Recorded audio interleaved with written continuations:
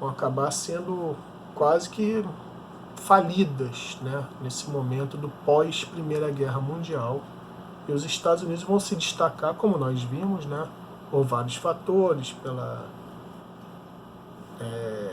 discussão sobre a predestinação do povo norte-americano, do povo puritano norte-americano, de poder ocupar novas terras. A gente vê que os Estados Unidos expandem seu território, expandindo seu território, expandem também as fontes de extração de riquezas. A gente vê que o Texas, que era pertencente, a Califórnia também, pertencentes ao México, ao território republicano mexicano, acaba sendo tomado ao México, né? E futuramente vão ser as principais fontes de petróleo norte-americano, o famoso ouro negro, né? Nesse período principalmente, né? Uma família vai se fazer de milionários, bilionários, vai se fazer em cima desse ouro negro, os Rockefeller, né? Quem for a Nova York vai ao Rockefeller Center, é um prédio, um espaço central até hoje, de muita importância em Nova York, né? Então a gente vai vendo que há essa economia norte-americana cada vez mais baseada nessa indústria, mas também baseada em que a gente vai chamar de sistema financeiro especulativo. O que é o sistema financeiro especulativo?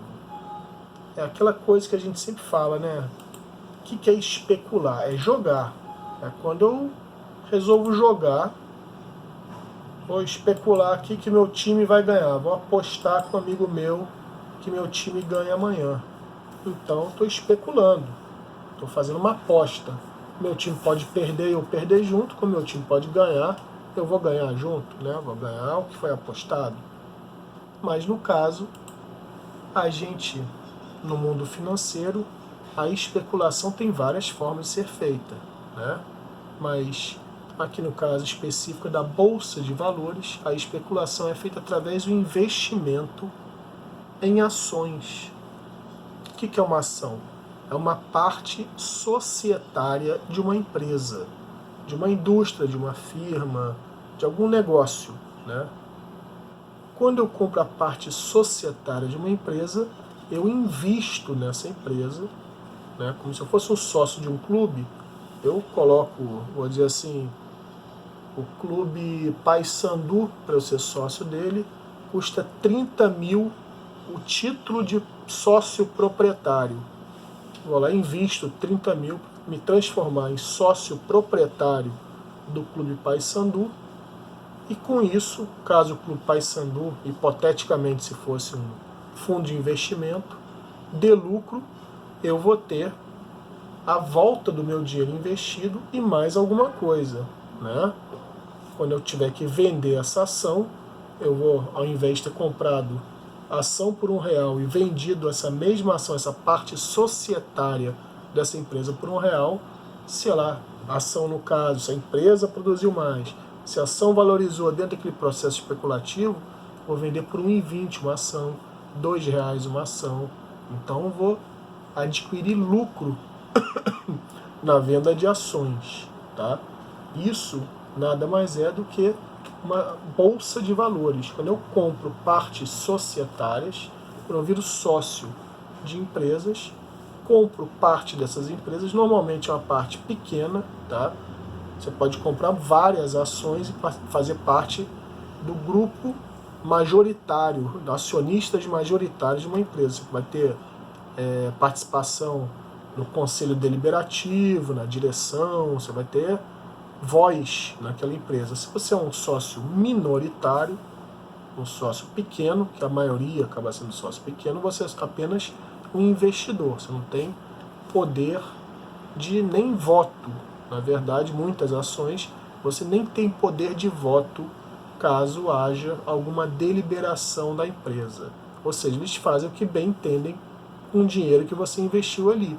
E você torce para que tudo dê certo. Então é isso que a gente chama de processo especulativo. Então, compro uma parte de uma empresa numa ação como investimento, espero essa ação render alguma coisa e vendo obtendo lucro. E eu determino assim, vou esperar 2 meses para obter lucro, vou esperar 1 ano para obter lucro. Então é um investimento muito difícil de você ter controle sobre esse processo especulativo da Bolsa de Valores. A mesma empresa que dá lucro hoje, amanhã pode dar prejuízo, mas mesmo assim é uma empresa sólida. Não quer dizer que ela está entrando em falência. Então é uma coisa muito difícil, não é qualquer um que vai compreender, vai poder jogar esse jogo especulativo da Bolsa de Valores. E nos Estados Unidos, no pós-guerra, né, década de 20, vamos chamar até de anos loucos, né, a gente vê uma expansão muito grande desse mercado de acionistas, dessa Bolsa de Valores. Todo mundo passa a investir na Bolsa de Valores. Todo mundo compra uma parte ínfima, uma parte bem pequena da sociedade de uma empresa e espera aquela empresa gerar lucros. E durante um bom momento, durante grande parte dos anos 20, o que ocorre é a continuidade da valorização dessas ações, dessa Bolsa de Valores. Então o que a gente vai assistindo é o que? É quando vira uma bola de neve, né, gente? Uma coisa vai puxando a outra. A gente vai vendo a valorização, vai botando cada vez mais pessoas investindo e cada vez valoriza mais, você tem uma perspectiva de lucro cada vez maior. Então, essa participação societária numa empresa significa o quê? Significa que outras pessoas, além da direção, dos grandes capitalistas, podem investir na empresa. Para a gente dar um exemplo aqui, um exemplo fácil, até virou piada na época do crack da Bolsa, né, do crash da Bolsa, da quebra da Bolsa de Valores, da quinta-feira negra, Black Thursday, né, como a gente vai chamar, é exatamente o momento onde um investidor ele pega o elevador e vê a discussão de um office boy com o ascensorista do elevador sobre a valorização da Bolsa de Valores, sobre a valorização das ações que esse ascensorista estava investindo, estava colocando o seu dinheiro, sua poupança, seu tesouro na Bolsa de Valores. Esse grande acionista, na hora, isso é uma piada, tá, gente? Mas não deixa de ser verdade. Esse acionista, grande acionista, na hora, ele já desceu do elevador, já passou a vender suas ações, já vendo que quanto muita gente acaba investindo, quando se transforma numa bolha de investimento, aquilo cedo ou tarde acaba explodindo. Em 1929 isso aconteceu. Muitas pessoas classe média, pessoas até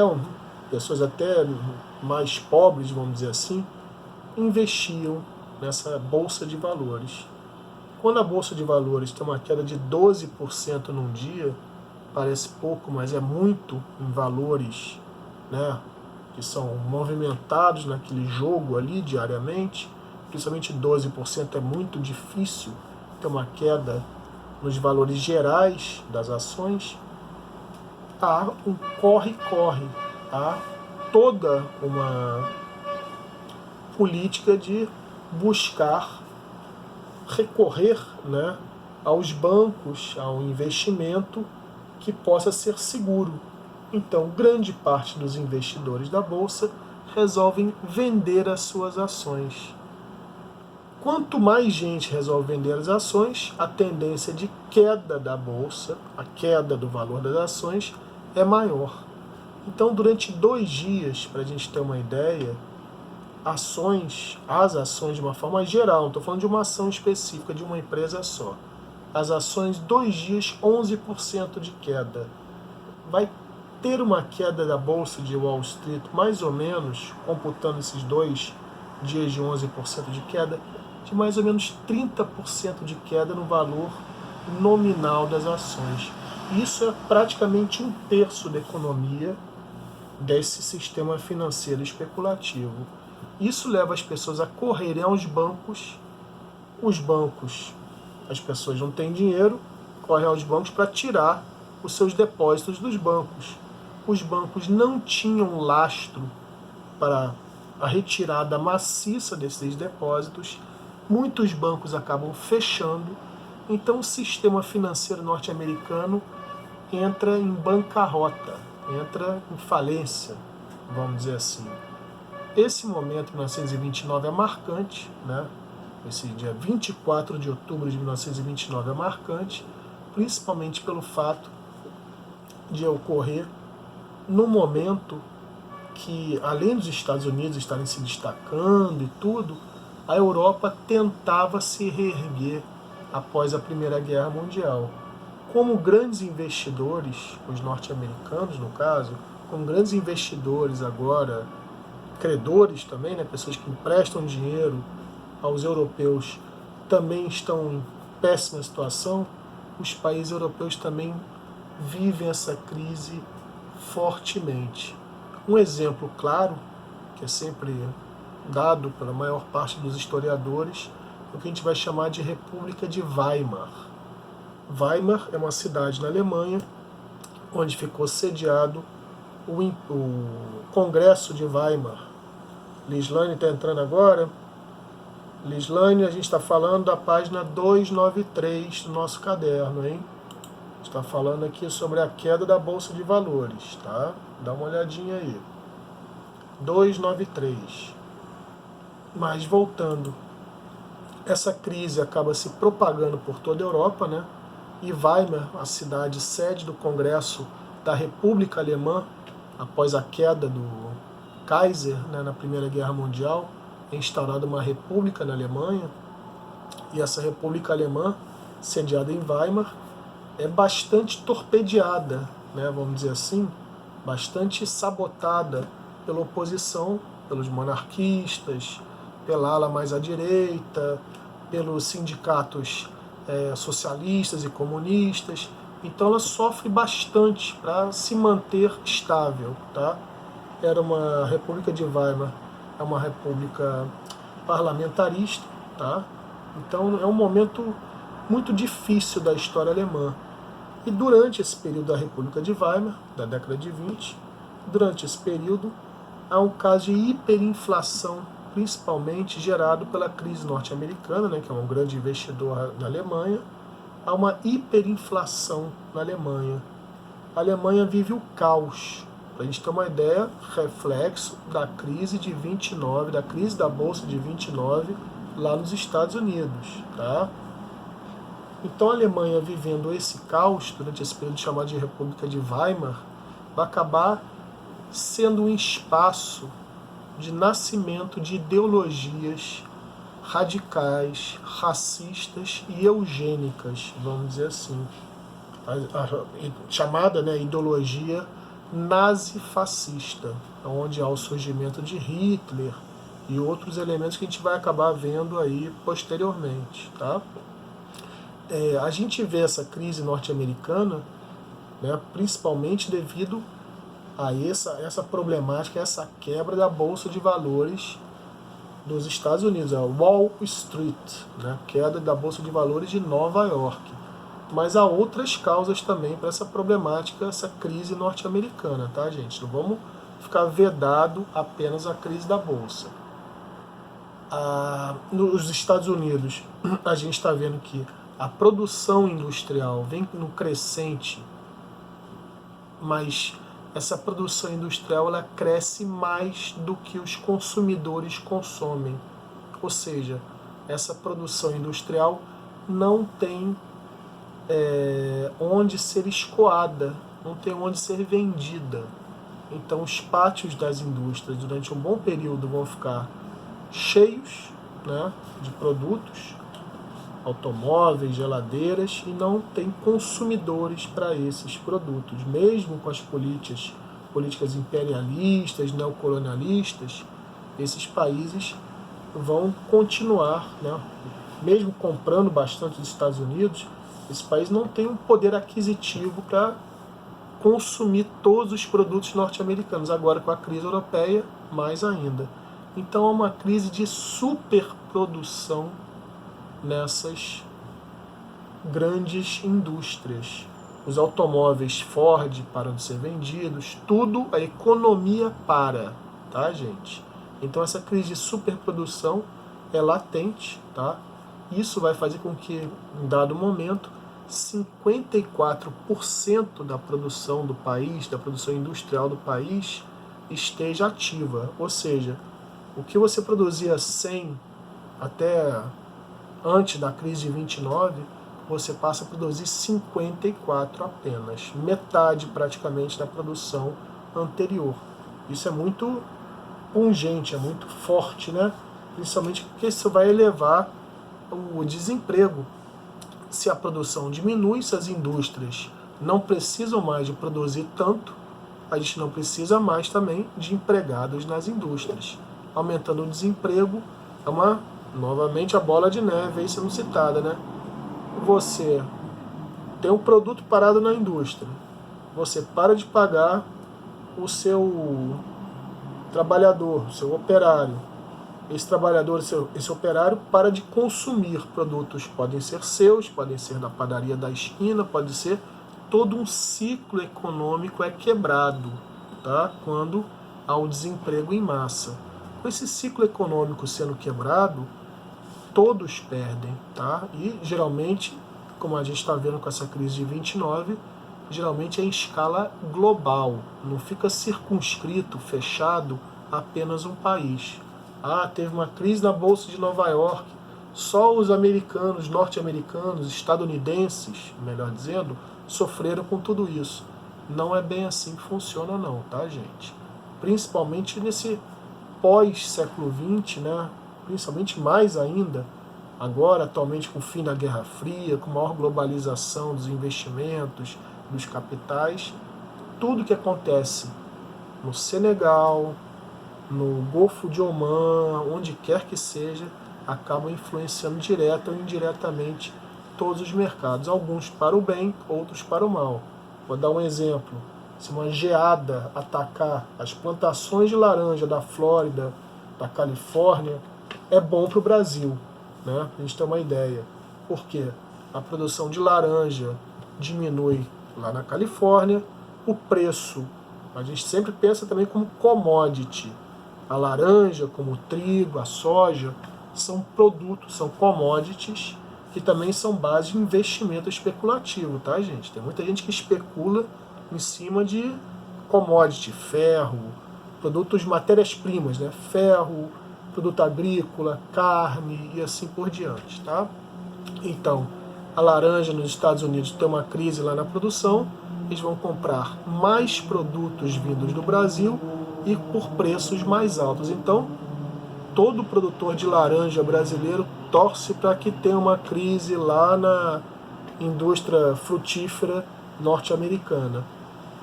O problema é que, se for uma praga, como a gente vive no mesmo continente, essa praga aqui pode chegar. Como nós vivemos um mundo globalizado, vemos o melhor exemplo agora com a Covid, tudo que acontece no mundo há reflexos em outros lugares. A peste negra no século XIV foi passada por um navio infectado do rato com uma pulga da peste bubônica. Vocês sabem disso, a gente já fez essa matéria anteriormente. Então, lá no século XIV, com as trocas comerciais, já havia uma epidemia de peste. Hoje, da mesma forma, epidemia de Covid, porque hoje é até mais rápido, a gente se transporta de avião. Em um dia a gente sai de um continente e vai para o outro. Durante o século XIV, a primeira grande peste negra, a primeira, né, momento, são vários momentos de peste, tá, gente? Da peste bubônica, mas a pior, no caso, é em 1348, 1349, ali pela França e tudo, que vai devastar quase um terço da população. Mas há outros eventos de pestes, tá? Mas enfim, durante esse período, a gente, primeiro que você não saía de um continente para o outro, tá, gente? Você saía se fosse via terrestre. Via marítima não havia tecnologia, não tinham descoberto a América, nada disso. Dizem que no século XV um chinês esteve na América, que os vikings também tiveram por aqui, mas comprovações históricas oficiais não há, tá? Então, lá no século XIV, com as trocas comerciais, a gente teve essa troca biológica, vamos dizer assim, hoje cada vez mais. Então, economia, da mesma forma que uma doença, ela se alastra, tá, gente? Então, isso que fique bem claro, quando há uma crise, principalmente num país grande, forte, talvez a gente vá viver isso durante um período agora, estamos vivendo, principalmente devido à Covid, os Estados Unidos, a economia norte-americana, há dados que ela decresceu quase 1/3, tá? A economia europeia mais ou menos a mesma coisa, a brasileira a mesma coisa. Então, é um período de muita crise econômico-financeira, tá? Então, a gente vive um período que a gente está muito próximo do que as pessoas viveram nos anos 30. Eu espero que eu esteja errado. Espero que a gente não tenha que sofrer tudo que as pessoas sofreram. Mas essas crises econômicas acabam se propagando muito rapidamente. E essa crise econômica nos Estados Unidos, principalmente nesse momento pós-Primeira Guerra Mundial, como a nação industrial, a nação quase que empresta dinheiro para os países, né, debelados, destruídos pela guerra, agora entrando em crise, gera uma comoção muito grande, gera uma problemática econômica global. Tá? Eu estou falando muito isso porque é interessante a gente ver que essa comoção, essa problemática global, que vai levar, como a gente falou no caso alemão, ao nascimento de ideologias cada vez mais radicais. Ideologias, muitas delas, ligadas a pensamento de um regime mais autoritário, de um pensamento mais centralizador, mais militarista, como o fascismo italiano, o nazifascismo alemão, né, e assim por diante. Nesse período, graças a essa crise, a gente vai ver o nascimento de muita rejeição a povos desconhecidos e assim por diante. Esse é o momento do nascimento dessas ideologias que a gente vai chamar de ideologias xenófobas. A gente já deve ter falado sobre xenofobia com vocês, mas xenofobia é o quê? É quando a gente não respeita a alteridade, a diferença. Se a pessoa é negra, eu sou branco, eu não quero que ela esteja ao meu lado. Se eu sou japonês e a pessoa é coreana, eu não quero que essa pessoa esteja ao meu lado, porque a gente tem uma visão etnocêntrica, que a nossa etnia, nossa cultura está no centro do mundo, é a melhor do mundo. Nós somos o máximo e todo mundo é bárbaro ao nosso lado. Tá? Então esse pensamento xenófobo, etnocêntrico, vai acabar alcançando um espaço grande nesse momento de crise, tá, gente?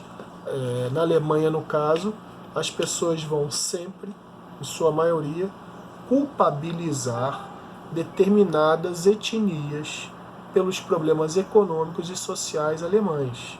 No caso alemão especificamente, vão culpabilizar, como na Itália e em outros lugares também na Europa, mas vão culpabilizar principalmente a etnia judaica, os israelitas, os judeus. Tá?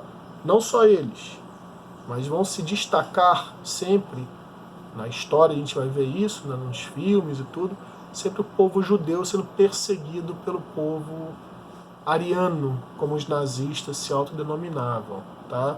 Nesse discurso xenófobo, nesse discurso de não respeito à diferença, à alteridade, tá? Outros países hoje, por acaso no Brasil, infelizmente, há pessoas pensando dessa forma, pensando de forma xenófoba, pensando de forma divisionista. No nosso palavreado de dia a dia, de forma racista. Tá? No caso dos alemães, eles vão perseguir principalmente, majoritariamente, o povo judeu, mas outro povo que também até hoje sofre perseguições, é muito pouco citado, tá? É o povo cigano. Esse povo também acaba sendo perseguido de forma maciça, né? Pela polícia alemã, né? Pelo governo alemão, e acabam também sendo enviados para campos de concentração. Tá? Junto a eles, homossexuais. Tá? A gente vê então um discurso homossexuais e comunistas também, né? São então 4 elementos aí que a gente vai ver sendo perseguidos de forma pragmática mesmo, né? Mas a gente vê que esses elementos, essa perseguição, revelam um discurso, além de xenófobo, racista e tudo, mas um discurso onde há o enaltecimento de um determinado ser alemão. E essas pessoas, ciganos, judeus, homossexuais, comunistas, seriam pessoas que deveriam ser expelidas, reprimidas do convívio social. Não fariam parte do ideal do alemão puro, do que eles vão chamar de raça ariana, tá? A raça pura, a raça divina ariana. Então, é um discurso que se baseia num discurso, como a gente falou, eugênico. O que é eugenia? É a tentativa de eliminação de determinados povos, né? Clara. Esse discurso é muito realizado, muito conhecido por muitas pessoas dentro da Alemanha nesse momento, com a propagação do nazismo, mas após a queda do nazismo, muitos dizem que não sabiam que estava acontecendo aquilo. A gente não consegue compreender muito bem como é que as pessoas não sabiam como estava acontecendo o vizinho dela ser perseguido e desaparecer, de ter um regime de exceção, enfim. Então a gente vê que a sociedade alemã colaborou. Para a gente ter uma ideia, Hitler tinha 80 e tantos % de aceitação, tá, gente? Eram favoráveis a ele em dado momento, no auge do Império Alemão, né, da tentativa do pan-germanismo, da expansão da Alemanha, né, pelos territórios germânicos, segundo a visão deles, que serão os territórios da Áustria, da Polônia, da República Tcheca e outros lugares, né? Eles viam que o povo alemão deveria se expandir pelo mundo, né? Então, esse discurso eugênico, esse discurso expansionista, territorialista, esse discurso autoritário, centralizador, é um discurso que vai vir forte após essa crise econômico-financeira gerada pelo crash, pelo crack, pela quebra da Bolsa de 1929, da Bolsa de Nova York, de Wall Street, que vai acabar nos legando esse mundo que posteriormente gerará a Segunda Guerra Mundial. A gente vai acabar vendo isso posteriormente, tá? A gente não vai tematizar, já tematizei até, falei aqui várias coisas sobre a Segunda Guerra Mundial, né, gente, que já dei spoiler, como diz na gíria, né?